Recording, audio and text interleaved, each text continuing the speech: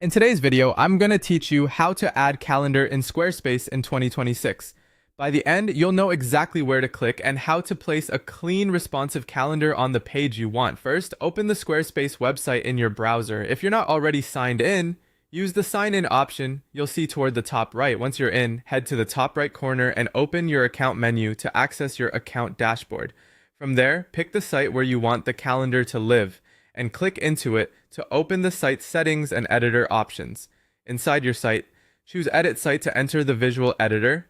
If you're prompted again to edit, click Edit so you're in full editing mode and can work directly on the page. Now hover over the Pages panel and navigate to the exact page where you plan to show the calendar. This could be an events page, a classes page, or any regular page where a schedule makes sense. On that page, add a new section. You'll see a layout picker. Choose Add Blank to start with a clean slate. A blank section gives you total control over spacing and layout, which keeps your calendar clear and easy to read.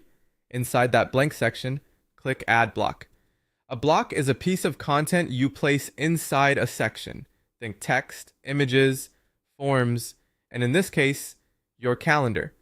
In the block library, scroll down until you find the calendar block.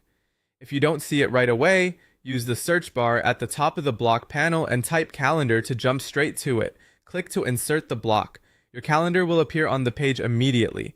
By default, Squarespace pulls from your site's events collection, so if you already have events, they'll display here. If your events list is empty, you'll see a placeholder until you add events later. You can keep the block selected and use the on-page handles to drag the edges and fine-tune the size, so it fits nicely with your layout. Wider blocks show more dates at a glance, narrower ones work well in side-by-side sections. Keep mobile in mind. Squarespace will stack content on smaller screens, so leave a bit of breathing room. When everything looks good, click Save to preserve your changes. That publishes the new section with your calendar to your live site.